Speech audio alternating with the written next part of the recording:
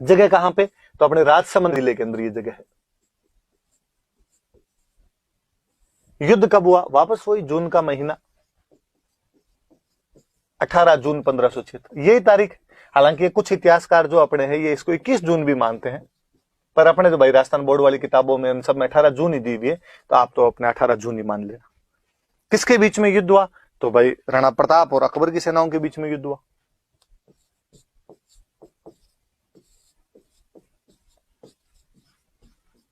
अकबर के बीच में युद्ध हुआ। क्या अकबर खुद युद्ध में भाग लेने के लिए आया था? नहीं, ये ज्यादातर होता ही था कि मुगल बादशाह खुद कम ही आया करते थे, अपने कमांडर भेज दिया करते थे। अकबर ने खुद ने भाग नहीं लिया था। तो कौन आया था? तो अकबर की तरफ से उसके सेनापति आए थे, 2 सेनापति आए थे, एक तो मान सिंह और एक आसफ खां नाम करके 2 सेनापति थे। मान सिंह को पहली बार किसी युद्ध में इंडिपेंडेंट कमांडर बना के भेजा गया था, तो हल्दी घाटी का युद्ध है, पहली बार स्वतंत्र सेनापति था वो, फर्स्ट टाइम इंडिपेंडेंट कमांडर बनाया गया, उसे स्वतंत्र सेनापति बनाया गया था मान सिंह को, और एक साथ में आसफ खां को भेजा। अकबर माइंड से खेल रहा है। अकबर कहीं ना कहीं चाहता है कि जो मान सिंह का जो गुस्सा है उसको एक्सप्रेस करने का मौका मिले, और ये जब उसको एक्सप्रेस करेगा तो ढंग से लड़के आएगा। तो उसने आसफ खां और मान सिंह को कहा, भाई तुम दोनों जाओ इधर से। तो इधर प्रताप की तरफ से आसपास में जो भी मुगलों के विरोधी थे, आसपास में जो भी अकबर के विरोधी थे, उन सबको प्रताप ने इकट्ठा किया, उनकी सेनाएं आई। जैसे ग्वालियर से एक बंदा आया था, रामसात तोमर। इन ग्वालियर वालों की बनती नहीं थी अकबर के साथ, और ये केवल खुद ही नहीं आया था, 3 बेटे और सालीवाहन आया था, भवानी सिंह आया था, प्रताप सिंह आया था, तो ग्वालियर से आए थे रामसात तोमर।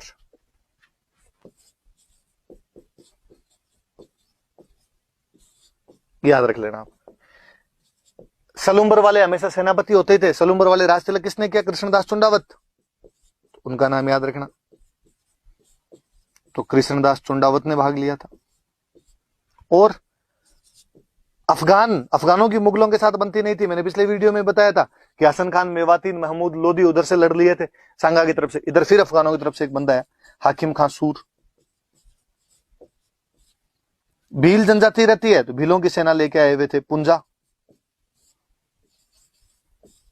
ये भीलों की सेना के साथ में आए हुए थे।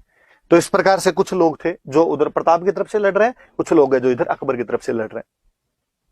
एक अकबर के दरबार का एक इतिहासकार हुआ था बदायूनी, वो इस युद्ध में खुद आया था भाग लेने के लिए। आप जब मेडिवल पढ़ोगे तो और पढ़ोगे, अच्छी सी बुक है इसकी, एक मुंतखब उत तवारीख,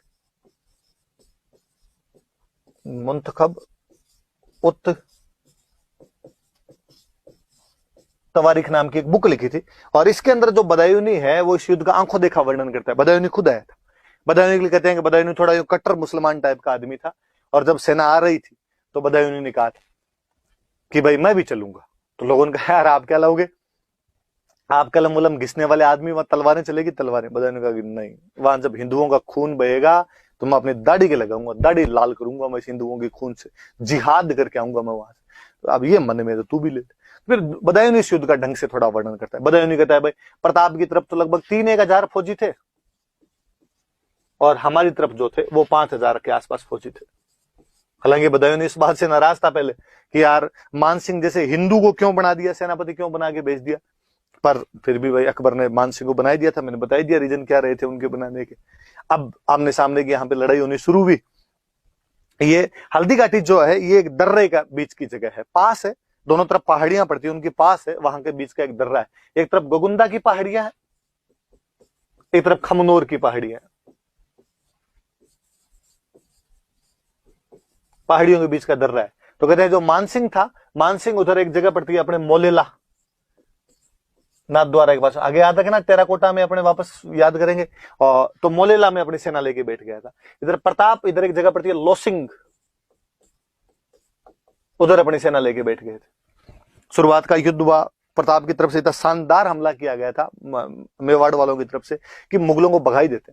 शुरुआती टुकड़ी बहुत भारी पड़ गई थी मुगलों के ऊपर, और यहाँ पे मुगल सैनिक भागने लगे। तो मतलब बदायूनी बहुत अच्छा वर्णन करता है। बदायूनी कहता है कि आगे मान सिंह वाले फौजी थे, उधर से जब प्रताप वालों ने हमला किया तो मान सिंह की फौजी इधर भागने लगी। तो इधर मान सिंह के फौजी भाग रहे हैं, पीछे पीछे उनके मेवाड़ वाले भाग रहे हैं।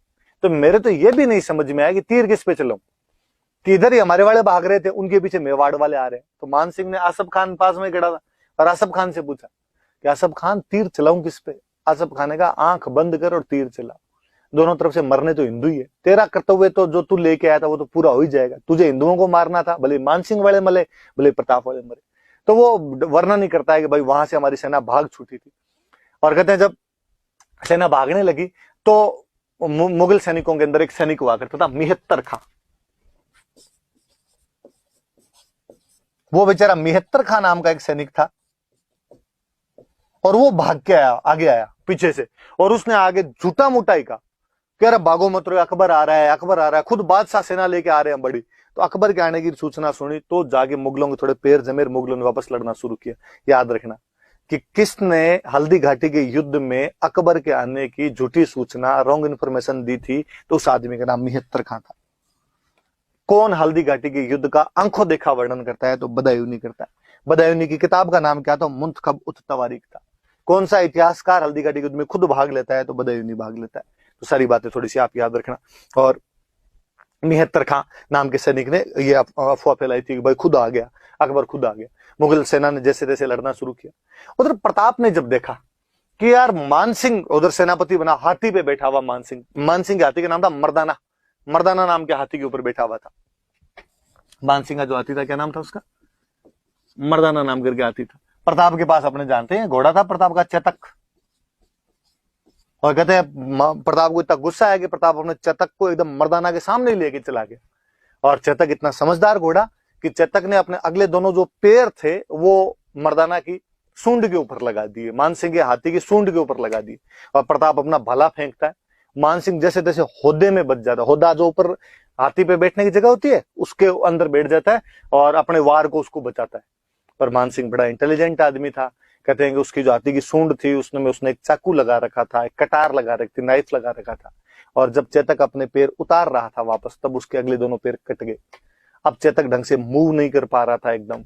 और प्रताप ने जब देखा कि घोड़े के पैर कट गए, इसलिए वो घोड़े को जैसे तैसे करके वहां से युद्ध भूमि से बाहर निकालता है और युद्ध भूमि से बाहर निकल जाता है। कहते हैं कि मेवाड़ में जब भी राणा युद्ध भूमि से बाहर जाता या राणा को युद्ध भूमि से बाहर लेके जाया करते थे, तो कोई ना कोई झाला जो होता था वो राणा के चिन्ह पहन के और राणा की जगह लड़ता था। हमने पढ़ा था कि खानवाग युद्ध में जब संगाजी घायल हो गए थे तो उनकी जगह पे झाला अज्जा लड़ा था। एक बार फिर एक झाला ने वीरता दिखाई, इस बार था झाला बिद्दा। हम उसे झाला बिद्दा भी कहते हैं या उसे हम झाला मानसिंह भी कहते हैं। वो झाला बिद्दा या झाला मानसिंह जो था वो प्रताप के सारे जो राज चिन्ह है वो ग्रहण करता है और वहां पर बैठ के लड़ता है। मुगल भाग ही छूटे थे उसके बाद में, प्रताप इधर निकल जाता है बाहर और मुगलों ने भी प्रताप का पीछा करने की कोई जहमत नहीं उठाई। बदायूनी कहता है एक तो जून की झुलसा देने वाली गर्मी थी, फिर हमारे सैनिक इतने हार चुके थे कि उनमें हिम्मत ही नहीं बची थी कि वो प्रताप का पीछा कर पाते। फिर हमारे सैनिकों को इतना डर था कि उनको लगा कहीं पीछे गए और इन्होंने मेवाड़ वालों ने हमला करके हमें मार दिया तो हम क्या करेंगे। तो बदायूनी कहता है हमने उसका पीछा ही नहीं किया। और बदायूनी तो और लिखता है कि उसके बाद हम वहां से गोगुंदा की तरफ आए और हमने चारों तरफ हमारे जहां हम बैठते उसके चारों तरफ दीवारें वगैरह चुनवाई ताकि प्रताप के सैनिक आके हम पे रात में हमले नहीं कर दे। पर जो प्रताप के भील सैनिक थे वो दिन में रात में हमारे पर हमले करते।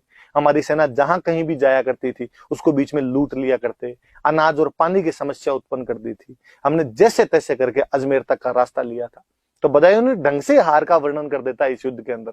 और बदायूनी और कहते हैं कि इस युद्ध के बाद में जब मानसिंह और आसफ खान जब वहां पे पहुंचे, अकबर के पास में पहुंचे, तो अकबर ने जाते पूछा कि क्या युद्ध जीत गए? मानसिंह आसफ खान ने कहा कि नहीं। तो क्या प्रताप को पकड़ लाए? तो उन्होंने कहा कि नहीं। तो क्या प्रताप मर गया? तो नहीं। तो अकबर ने कहा तो क्या सोच के आए थे? सरदार खुश होगा, सरदार इनाम देगा, मांगतो लीचड़ो, शर्म नहीं आई तुम्हें? हार के आ गए वहां से और आज के बाद दोनों ने मुंह दिखा दिया तो देख लेना। कहते हैं ड्यूटी बंद करवा दी थी मानसिंह और आसफ खान का और दरबार में आना बंद करवा दिया था। मुझे तो हमेशा दया आती है जब कई इतिहासकार बाद में कहते हैं कि साहब हल्दी घाटी में प्रताप हार गया था, तो मुझे लगता है यार यदि मानसिंह और आसफ खान जीत के जाते तो ऐसा कौन राजा होगा जो अपने विजेता सेनापतियों के साथ में इतना बुरा बर्ताव करेगा और अपने विजेता सेनापतियों को कहेगा कि तुम आज के बाद मुझे दिखाई मत देना और तुम यहां से भाग जाओ, आज के बाद मेरे दरबार के अंदर मत आना। पर अकबर इनके साथ बाकायदा करता है। तो ये भी वो साफ साफ ही अपने पास फैक्ट है कि नहीं साहब हल्दी घाटी वाले युद्ध के अंदर प्रताप जीता था, और ये सारी जानकारियां अपने को बदायूं वाला लेखन और वो ढंग से पढ़ा जाए तो उसके अंदर अपने को मिलती है। पर कोई प्रोपेगेंडा के साथ हिस्ट्री पढ़नी चाहे, कोई प्रोपेगेंडा के साथ हिस्ट्री पढ़ानी चाहे, तो फिर अपने पास में तरीके होते हैं। और मैं तो हमेशा कहता हूं कि अब तो अपनी किताबें लिखने लगे हुए प्रताप उस युद्ध में जीता था। पहले है ना, जब नहीं भी लिखा होता था तो भी अपने वाली किताबें साफ साफ लिखती थी कि इस युद्ध में नैतिक विजय प्रताप की थी। अकबर अपने किसी भी उद्देश्य में सफल नहीं हो पाया था। ना वो प्रताप को अधीनता स्वीकार करवा पाया था, ना वो प्रताप को पकड़ पाया था, ना वो प्रताप को हरा पाया था, ना उसकी जमीन पर कब्जे कर पाया था। ऐसा कुछ ही नहीं कर पाया था। और कहते हैं कि हल्दी घाटी युद्ध में जब मान सिंह और आसफ खान हार के चले गए थे तो अकबर खुद अटैक करता है। 76 के लास्ट में जाके अकबर ने खुद ने अटैक किया था कि मैं खुद जाऊंगा। यार ऐसा कैसे हो सकता है कि उसके 2 सेनापति जीत के गए और बादशाह को खुद आक्रमण करने की नौबत आ गई, पर अकबर आया था। 1576 के लास्ट में अकबर वापस आता है, और अकबर भी यहाँ पे आगे कोई छठ की चौदस नहीं कर पाया था, प्रताप को नहीं पकड़ पाया, अधीनता नहीं करवा पाया, संधि नहीं करवा पाया। उसने उदयपुर पे कब्जा किया था और उदयपुर का नाम बदल के वापस चला गया था, और उदयपुर का नाम बदल के उसने कर दिया था मुहम्मदाबाद। तो ये थोड़ा सा याद रख लेना कि अकबर ने नाम बदल कर क्या कर दिया था। तो अकबर ने इसका नाम बदल कर क्या कर दिया था, तो मुहम्मदाबाद कर दिया था। मैं वापस एक बात और बता दूं, फिर मैं साथ ही बता दूंगा। कहते चेतक जब घायल हो गया था, बाहर निकले थे, और थोड़े दूर जाने के बाद में चेतक की मृत्यु हो जाती है। तो बलीचा नाम की जगह है वो राजसमंद के अंदर ही, जहां पर चेतक की मृत्यु होती है, और वहां बलीचा में चेतक की छतरी बनी हुई है। थोड़ा ये भी याद रखना है, चेतक की छतरी कहां पर बनी है, तो बलीचा के अंदर बनी हुई। वापस मैं बातें बता दूं, एक बार और पढ़ेंगे हल्दी घाटी युद्ध की और खूब सारी बातें, कि प्रताप और अकबर के बीच का युद्ध है। प्रताप, अकबर खुद नहीं आया था, अकबर के 2 सेनापति आए थे, मान सिंह और आसफ खान। पहली बार मान सिंह को इसी युद्ध में सेनापति बनाकर भेजा गया था। बदायूनी जो अकबर का एक कोर्ट हिस्टोरियन है, वो इस युद्ध में भाग लेता है। उसकी बुक है मुंतखब उत तवारीख, और इस बुक के अंदर वो लिखता है कि हमारी तरफ से लगभग 5000 सैनिक थे और प्रताप की तरफ से लगभग 3000 सैनिक थे। प्रताप की तरफ से ग्वालियर का रामसात तोमर अपने 3 बेटों सालीवाहन, भवानी सिंह और प्रताप सिंह के साथ में आया था। युद्ध में लड़ते हुए वीर गति को प्राप्त हुए थे सारे के सारे। और सलुम्बर के सामंत कृष्णदास चुंडावत थे। अफगानों का नेता हाकिम खान सूर था, और भीलों का नेता राणा पुंजा इस युद्ध के अंदर भाग लेने के लिए आए थे। फिर हम ये पढ़ते हैं कि जब मुगल सेना भाग रही थी तो किसने ये शोर मचाया कि बादशाह खुद आगे मुगल सेना को रोकने की कोशिश की, तो मिहत्तर खान नाम का सैनिक था जिसने ये शोर मचाया था कि वापस सेना आ गई है। और जब यहां से मुगल सेना वापस भाग जाती है, प्रताप उधर वापस पहाड़ों में चला जाता है, तो इन्होंने प्रताप का पीछा करने की कोशिश क्यों नहीं की, तो बदायूनी बताता है। बदायूनी कहता है कि जून की गर्मी की वजह से हमारे सैनिक हार के बाद खूब सारे थक गए थे, और हमारे सैनिक डर रहे थे कि प्रताप पे हमला नहीं कर दे। इवन कि वो गोगुंदा के अंदर जब आए थे वापस, तो उन्होंने चारों तरफ अपने दीवार चुन ली थी कि ताकि प्रताप का यहाँ पर अपने हमला नहीं हो जाए। वो याद रखना कि मान सिंह जिस हाथी पर बैठ के लड़ रहा था, उस हाथी का नाम मर्दाना था। हम अभी और बाकी हाथी के नाम पढ़ेंगे। शुरुआत में मान सिंह ने जहां पे डेरा लगाया था आपके, उस जगह का नाम था मोलेला, और जिधर प्रताप का डेरे लगे हुए थे उसके जो कैंप थे, उसका जो आर्मी कैंप था, उसका नाम था लोसिंग। चेतक घायल हो गया था युद्ध में। चेतक जब बाहर निकला तो उसकी छतरी बनी हुई है। चेतक की छतरी कहां पर बनी हुई है, तो बलीचा नाम की जगह पर चेतक की छतरी बनी हुई। और अकबर ने इन दोनों को जब हार के गए थे मान सिंह आसफ खान, तो इन दोनों का दरवाजा बंद कर दिया था, ड्यूटी बंद कर दी थी, दरबार में आना बंद करवा दिया था। अकबर ने खुद ने 76 के लास्ट में अटैक किया था, पर उदयपुर का नाम बदलकर वापस चला गया था। उदयपुर का नाम बदलकर उसने क्या कर दिया था, तो मुहम्मदाबाद उसने नाम कर दिया था। ये बातें थोड़ी सी याद रखने वाली सी। मैं मिटाता हूं भाई, फिर आगे बढ़ते हैं। देखो अपने इसको और हल्दी घाटी युद्ध में क्या क्या बातें और चीजें पढ़ते हैं अपने हल्दी घाटी, ये बातें बताई दी। ऐसा कहते हैं कि यहाँ का जो पहाड़ है वो, उसके बीच की जो दर्रे की मिट्टी, वो पीले पीले रंग की मिट्टी है, हल्दी जैसी मिट्टी, इसलिए इस जगह का नाम हल्दी घाटी पड़ गया। हालांकि इस बार अपने जो किताबें चेंज की, तो भगवान जाने कौन भोंगल थार, उसने नया इफेक्ट जोड़ दिया। उसने कहा कि इसमें महिलाएं लड़ी थी, महिलाओं के हाथ में हल्दी लगी हुई थी, इसलिए नाम हल्दी घाटी है। तो ऐसी कोई बात नहीं है, उस मिट्टी का रंग ही वहां पे थोड़ा हल्दी जैसा सा रंग है, पीलापन लिए हुए रंग है, तो उसका नाम हल्दी घाटी। ऐसा कई जगह होता है। मुझे बीकानेर का याद है मत, कि बीकानेर में जहां पे शुरुआत में बीकाजी ने आके शासन स्थापित किया था, वहां की जो मिट्टी है वो थोड़ी थोड़ी लाल रंग की सी है, मतलब यूं लाली माली वैसी मिट्टी, इसलिए नाम ही राती घाटी है। मारवाड़ी के अंदर जो लाल रंग होता है उसको अपना राता बोलते हैं, तो उसका नाम राती घाटी पड़ गया। वैसे ये थोड़ा पीले रंग लिए हुए, तो इसका नाम क्या हो गया, अपने आप में हल्दी घाटी नाम हो गया था। अब हल्दी घाटी युद्ध की थोड़ी और बातें। हल्दी घाटी युद्ध को अलग अलग इतिहासकारों ने अलग अलग नाम दिए, किसी ने उसको किसी नाम से पुकारा, किसी ने उसको किसी नाम से पुकारा। क्या क्या नाम है वो देखते हैं अपने। जैसे बदायूं इस युद्ध में खुद आया हुआ था, अकबर का इतिहासकार है, तो बदायूंनी इस युद्ध का जो नाम देता है वो देता है बैटल ऑफ गोगुंदा। वो कहता है गोगुंदा का युद्ध। अबुल फजल अकबर के दरबार का एक और इतिहासकार वह अकबरनामा या आइन ए अकबरी नाम की उसने बुक लिखी। वो इस युद्ध का नाम देता है बैटल ऑफ खमनोर। मैंने बताया दोनों पहाड़ियां अलग अलग।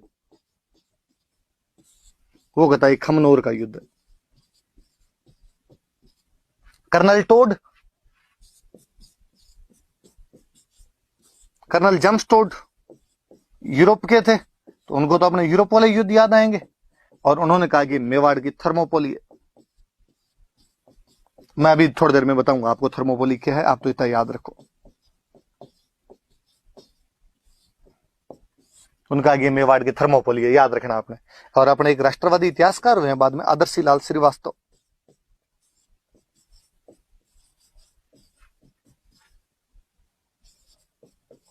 और उन्होंने वहां पे हल्दी घाटी के पास में एक जगह है बादशाह बाग, और उन्होंने कहा यार इस जगह पे हुआ है, इसलिए उन्होंने इसका नाम दे दिया बादशाह बाग का युद्ध। बैटल ऑफ बादशाह बाग जगह का नाम है भाई। ये भी याद रखना कि इस युद्ध में कौन कौन किस किसने क्या क्या कहा इस युद्ध को। तो जो बदायूनी है वो इस युद्ध को कहते हैं बैटल ऑफ गोगुंदा। जो अबुल फजल है वो इस युद्ध को कहता है बैटल ऑफ खमनोर। ये दोनों अकबर के दरबारी इतिहासकार है, उसके कोर्ट हिस्टोरियन है। कर्नल जेम्स टोड, जिनको हम राजस्थान के इतिहास का पिता कहते हैं, father of history of Rajasthan कहते हैं, वो इस युद्ध को कहते हैं मेवाड़ की Thermopylae, Thermopylae of Mewar. Thermopylae में अभी बताऊंगा क्या है। और आदर्शी लाल श्रीवास्तव है, वो कहते हैं इस युद्ध का नाम है बादशाह बाग का युद्ध। जगह का नाम है वहां पे बादशाह बाग, तो वो कहते हैं इस जगह पे हुआ था, तो बादशाह बाग का युद्ध। तो थोड़ी अलग अलग चीजें थोड़ी याद रखिएगा। तो और जो मैं बता रहा था कि प्रताप की उधर मानसिंह का जो हाथी था उसका नाम था मर्दाना। कहते मुगलों की तरफ से एक हाथी और था, उसका नाम था गजमुक्ता। और इस गजमुक्ता को इधर से प्रताप की तरफ से एक हाथी लड़ रहा था लूणा, उस लूणा के खिलाफ लड़वाने के लिए लेके आए थे। तो प्रताप की तरफ से एक हाथी था लूणा, उधर से नाम था गजमुक्ता। फिर प्रताप का एक हाथी था जिसे मुगल सेना ने पकड़ लिया था, उस हाथी का नाम था राम प्रसाद। इसको पकड़ के ले गए थे, और जब लेके गए तो अकबर ने पूछा भाई इस हाथी का क्या नाम है, लोगों ने कहा राम प्रसाद। पर अकबर ने कहा कि नहीं भाई, ये पीर बाबा के प्रसाद से हमें मिला है, पीर बाबा के आशीर्वाद से हमें मिला है, इसलिए इसका नाम बदलकर मैं क्या करता हूं, पीर प्रसाद। थोड़ा सा याद रखना कि एक कौन सा हाथी मुगल सेना को मिल गया था जिसका नाम बाद में बदल दिया गया था। राम प्रसाद मिला था, नाम बदल के पीर प्रसाद कर दिया। कुल मिला के ये दो हाथियों के नाम याद रखने जो प्रताप की तरफ से लड़ रहे थे, ये दो हाथियों के नाम याद रखने जो मुगल सैनिकों की तरफ से लड़ रहे थे, राम प्रसाद और लूणा, उधर मर्दाना और गजमुक्ता। क्योंकि मुझे याद है किसी एक एग्जाम में क्वेश्चन थे, राम प्रसाद, लूणा, मर्दाना और गजमुक्ता क्या है। और फिर आरपीएससी वैसे ऑप्शन और दे देती है, सुदूरवर्ती बाड़मेर के 4 गांव, मूंग की 4 किस्में, बकरी की 4 नस्ल, और आपके हल्दी घाटी युद्ध में लड़े हाथियों के नाम। तो याद रखना भाई, हल्दी घाटी युद्ध में हाथी। आप इमेजिन करो कभी कि युद्ध कितना महत्वपूर्ण रहा होगा हल्दी घाटी, कि उसमें लड़ने वाले हाथियों के नाम भी एग्जाम के अंदर पूछे जाते हैं। अपने आप में ये कितनी बड़ी बात है। उसका जो घोड़ा है, उस युद्ध का जो घोड़ा है, उसके नाम पर बाकायदा अपने स्कूटर आया करता था। चेतक कितना फेमस हुई चेतक जो चीज थी। पुलिस वालों की जो गाड़ियां होती है उनको भी आज अपने चेतक कहते हैं। तो वो युद्ध जो है वो चरम है युद्धों का, एक अलग भावना है उस चीज के अंदर। तो हल्दी घाटी वो युद्ध है अपने, जिसमें प्रताप ने अकबर को या अकबर की सेना को यहां से हराकर वापस भेज दिया था। तो वो सारी बातें अपने याद रखने वाली सी। और देखो, मैं तो हल्दी घाटी युद्ध को जब पढ़ता हूं तो मुझे लगता है यार जीत हार ये सब तो बाकी है, मुझे उसमें प्रताप की डिप्लोमेसी बड़ी शानदार सी लगती है कि यार उस युद्ध में ग्वालियर का रामसाद तोमर आया है, अफगानों की तरफ से हाकिम खान सूर है। इसका मतलब प्रताप संगठन बनाने की शक्ति में माहिर है, वो एक अच्छा ऑर्गेनाइजेशन बना सकता है, वो अच्छा एक कोलैबोरेशन करने वाला राजा है। जब हम देख रहे हैं कि उसने अकबर के विरोधियों को अपने पक्ष में कर लिया, और हाकिम खान सूर का प्रताप की तरफ से लड़ना यह सिद्ध करता है कि प्रताप सेक्युलर राजा है, और उसकी सेना में मुस्लिम सैनिक भी लड़ रहे थे। अपने इतिहासकारों ने केवल एक पक्ष को सेक्युलर दिखाने के लिए बात खूब बढ़ा चढ़ा के बताई हमेशा कि अकबर का सेनापति मान सिंह था, अकबर का सेनापति मान सिंह था, क्योंकि उधर सेक्युलरिज्म उनको स्थापित करना था। कोई ये नहीं देखता कि इधर भी ये सेम बात है। और मैं तो जब वो लास्ट वाला पॉइंट पढ़ता हूं कि प्रताप की सेना में लड़ने के लिए भील सैनिक भी आए थे, तब और लगता है कि किसी राजा ने समाज के उस वंचित समुदाय को, उस बैकवर्ड क्लास को, हाशिए पे रखे हुए समाज को वो तबका जो समाज की मुख्य धारा से थोड़ा अलग था, उसको भी मेन स्ट्रीम में लाने का प्रयास किया है, उनको अपने बराबर लाके खड़ा किया है।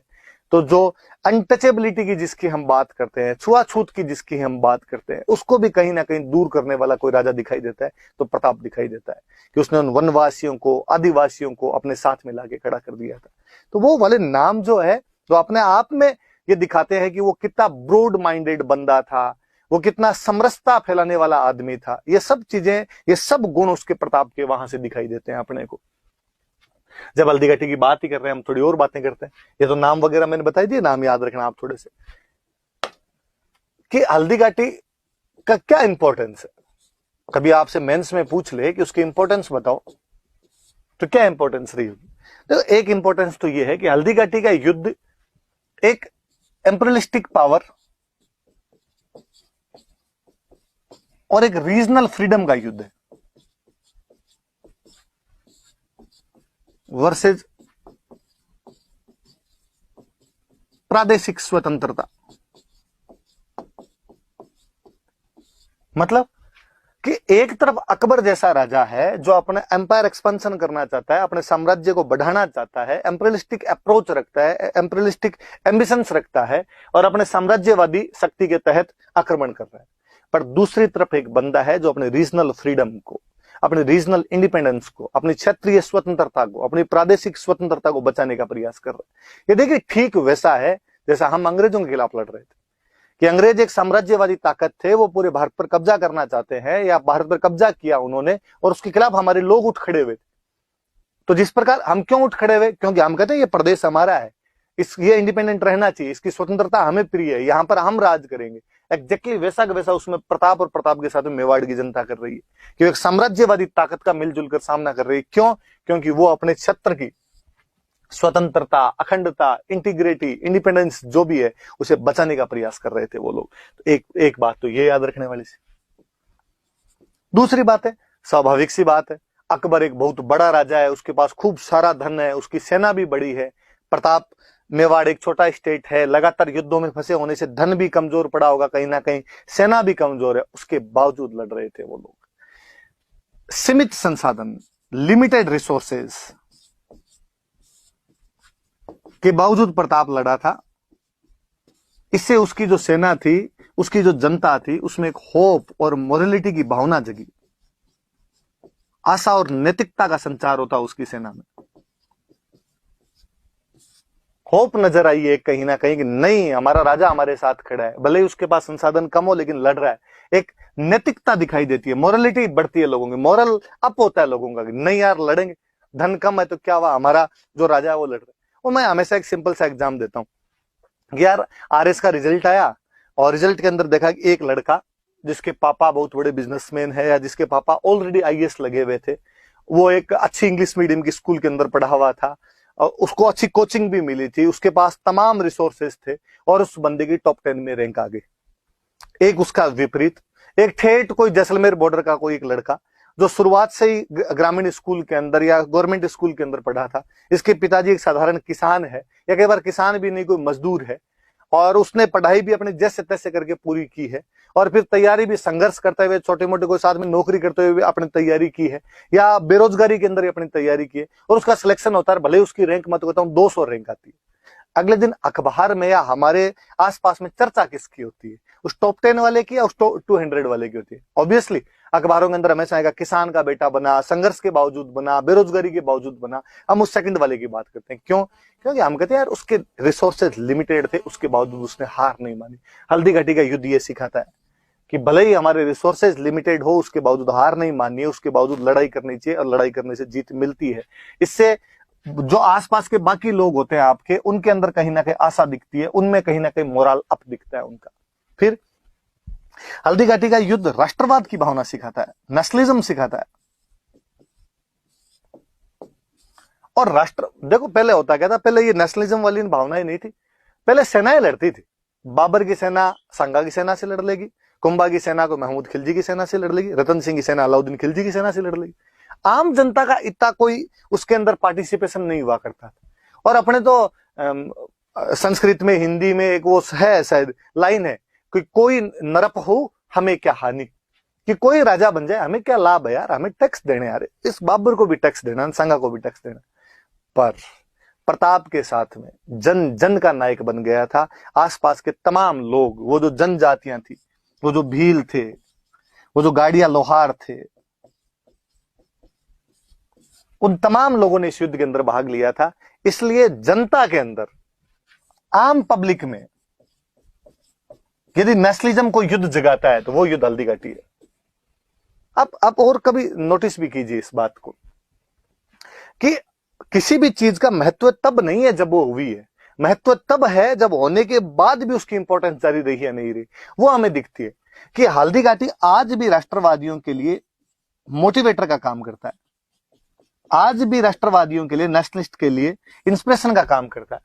और हमारा जब नेशनल मूवमेंट चल रहा था तो हमारे जितने नेता थे, तिलक थे, कोई चंद्रशेखर आजाद थे, तमाम लोगों, वीर सावरकर थे, तमाम लोगों के कहीं ना कहीं दिमाग में हल्दी घाटी है। उनके उदाहरणों में, उनके भाषणों में मिलता है कि जिस प्रकार हल्दी घाटी के युद्ध में और प्रताप अकबर के खिलाफ लड़ा था या मेवाड़ वाले मुगलों के खिलाफ लड़े थे, उसी प्रकार हमें अंग्रेजों के खिलाफ लड़ना चाहिए। और मैं तो हमेशा कहता हूं कि महाराणा प्रताप को, या हमारे जो ये मेवाड़ वालों का संघर्ष था, या जो हमारे राजस्थान का संघर्ष है, इसको महानतम बनाने का या दुनिया को बताने का काम बंगालियों ने किया है।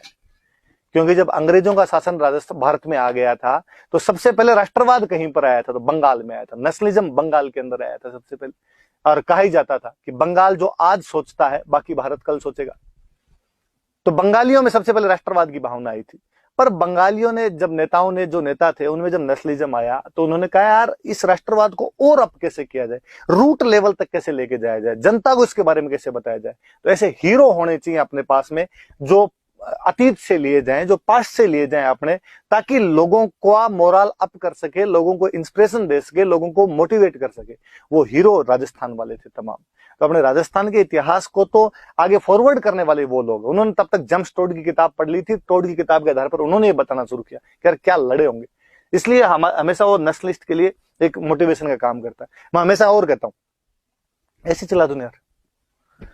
वो हमेशा मैं एक बात हमेशा और कहता रहता हूं कि आप कभी खानवा जाओ, कि आप कभी खानवा गए तो पहली बात तो किसी के मन में नहीं आता कि खानवा जाके, भाई भारत में युद्ध क्षेत्र कौन कौन से, कि पानीपत है, तराइन है, ये सब युद्ध क्षेत्र है। मुझे नहीं लगता किसी बंदे कभी मन में आता कि यार मैं तराइन देख के आऊंगा, या मैं कभी पानीपत देख के आऊंगा, या मैं कभी खानवा देख के आऊंगा। हाँ, आप जब वहां से निकलते हैं तो आपके मन में हिस्ट्री के प्रति वो उत्सुकता जरूर जागृत होती है और आपको लगता है अच्छा ये वो पानीपत है जहां पर युद्ध हुआ था, ये वो तराइन है जहां पृथ्वीराज चौहान और गोरी लड़े थे, ये वो खानवा है जहां पे सांगा और बाबर लड़ लिए थे। ऐसी उत्सुकताएं उत्पन्न हो सकती है। परंतु आप और मैं हमेशा देखते हैं, आपने आसपास में नोटिस किया होगा कि जो कोई उदयपुर आता है वो हल्दी घाटी जाता है। इवन हल्दी घाटी जाता ही नहीं है, लोग हल्दी घाटी से बाकायदा मिट्टी उठा के लाते हैं, साथ लाते हैं, घर रखते हैं। कुछ ना कुछ तो उस युद्ध में अलग हुआ होगा, कुछ ना कुछ तो वहां पर अलग भावनाएं रही होगी, तभी लोग आज इतने सालों बाद भी, आज 400 450 साल बीत गए उसके बाद भी वो भावनाएं कम पड़ने का नाम नहीं ले रही है। हल्दी घाटी से जुड़ाव आज भी उतना ही है। हल्दी घाटी नाम आते आज भी कहीं ना कहीं हमारे रोम रोम खड़ा होता है, रोंगटा खड़ा होता है। हम उसके बारे में जानना चाहते हैं, पढ़ना चाहते हैं, खूब सारी बातें हैं। आज भी मैं तो कहता हूं उस पर चर्चा भी चल रही है, तो उसका क्या कारण है? और किसी युद्ध पे तो इतनी चर्चा नहीं चलती, इसका मतलब उस युद्ध में उस दिन कुछ अलग बातें हुई थी। तो हल्दी घाटी आप याद ही रखना भाई, उसका महत्व याद रखना, इंपॉर्टेंस याद रखना। इंपॉर्टेंस पूछे, कॉन्सिक्वेंस पूछे आपसे कोई उसका इम्पैक्ट पूछे, तो ये सारी बातें याद रखना। हल्दी घाटी का क्या महत्व। बड़ी सी बात तो यही थी प्रताप के बारे में। हल्दी घाटी आप जानते हो, मैंने थोड़ी सी बातें और बता दी आपको। अब आगे बढ़ते हैं। देखो इसके बाद लो एक और युद्ध और आ गया। मैंने कहा कि हल्दी घाटी के अंदर जब मान सिंह और आसफ खान हार के चले गए, अकबर खुद आया और अकबर ने खुद ने आके यहाँ पे कमांड किया, लेकिन अकबर भी कुछ ही नहीं कर पाया। उदयपुर का नाम मोहम्मदाबाद करके वापस चला गया। तो अब अकबर ने अपने एक बेहतरीन कमांडर को भेजा था, शाहबाज खान।